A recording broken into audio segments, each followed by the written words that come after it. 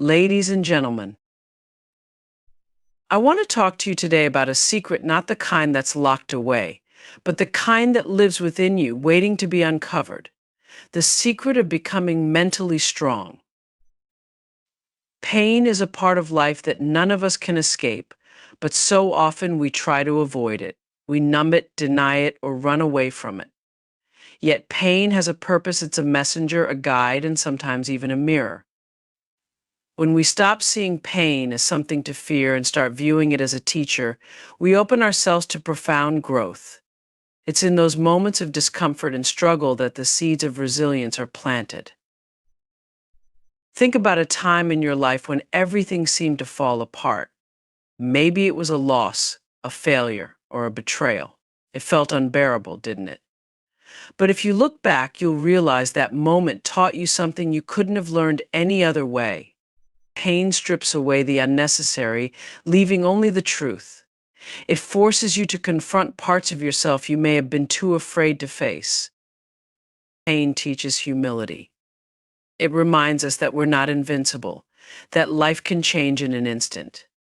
And in that humility comes connection, because when we admit our vulnerability, we allow others to show up for us, to support us, and to remind us that we're not alone. It's in these shared moments of struggle that we often find our greatest strength. There's also a wisdom in pain. It tells us what we need to pay attention to, where we need to heal, and what no longer serves us. Pain has a way of illuminating the cracks in our lives, the ones we might have ignored when everything felt fine. It's as if pain says, "Look here.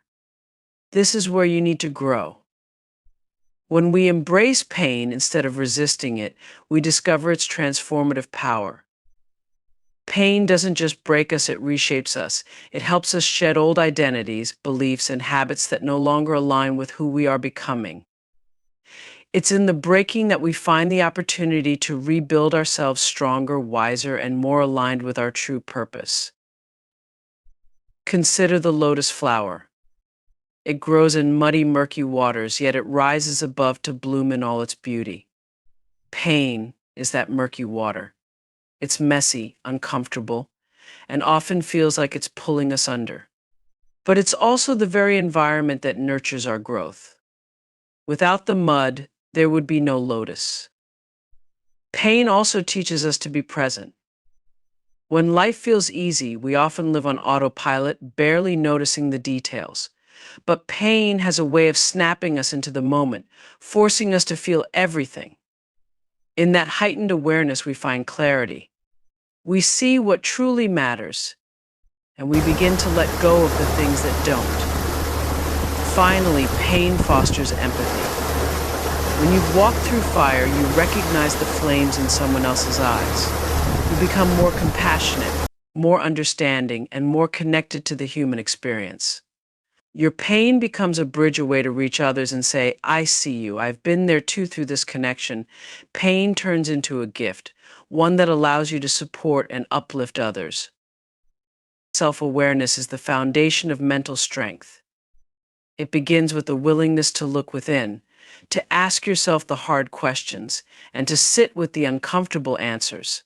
So often, we go through life reacting to situations without understanding why we feel or act the way we do. But self-awareness invites us to pause, reflect, and dig deeper. It's the act of becoming an observer of your own thoughts, emotions, and behaviors. One of the most important aspects of self-awareness is recognizing your emotional triggers. What makes you angry, anxious, or sad? What lights you up and fills you with joy? These triggers hold clues to your inner world. They reveal your wounds, your passions, and the patterns you've built over time. When you identify these triggers, you begin to take control of how you respond to them instead of letting them control you. Self-awareness also means understanding the stories you tell yourself. We all have an internal narrative, those beliefs about who we are, what we're capable of, and what the world expects of us. Some of those stories empower us, but others hold us back. Maybe you've told yourself, "I'm not good enough," or "I always mess things up." Self-awareness allows you to challenge those narratives, to question their truth, and to rewrite them in a way that aligns with your potential. It's not always easy to face yourself, though. Self-awareness can be uncomfortable because it forces you to confront the parts of yourself you'd rather ignore. But avoidance only leads to stagnation. Growth happens when you're willing to shine a light on your fears, your flaws, and your vulnerabilities. It's in that space of honesty that transformation begins. Another key element of self-awareness is being mindful of how you interact with others. Your words, your tone, your body language, they all impact the people around you. When you pay attention to how your energy influences others, you start to understand the ripple effects of your actions. Self-awareness helps you become intentional in your relationships, creating deeper connections and more meaningful exchanges. Self-awareness is not about judgment, it's about curiosity. Instead of labeling yourself as bad or good, ask yourself, why did I do that, or what was I feeling in that moment? This kind of curiosity fosters self-compassion, allowing you to learn and grow without the weight of shame or guilt. It's about understanding that you are a work in progress and that every experience offers a lesson. Self-awareness also requires stillness. In the chaos of daily life, it's easy to lose touch with yourself. But when you take the time to sit in silence, whether through meditation, journaling, or simply reflecting, you give yourself the space to hear your inner voice. In that stillness, you reconnect with your values, your dreams, and the deeper truths that guide your life. Lastly, self-awareness reminds you that you have the power to choose. You can choose how you respond to challenges, how you treat others, and how you show up in the world. When you understand yourself, you step out of autopilot and into intention. You become the author of your own story, shaping it with purpose and clarity instead of being shaped by circumstances. The need for validation is something most of us carry, often without realizing it.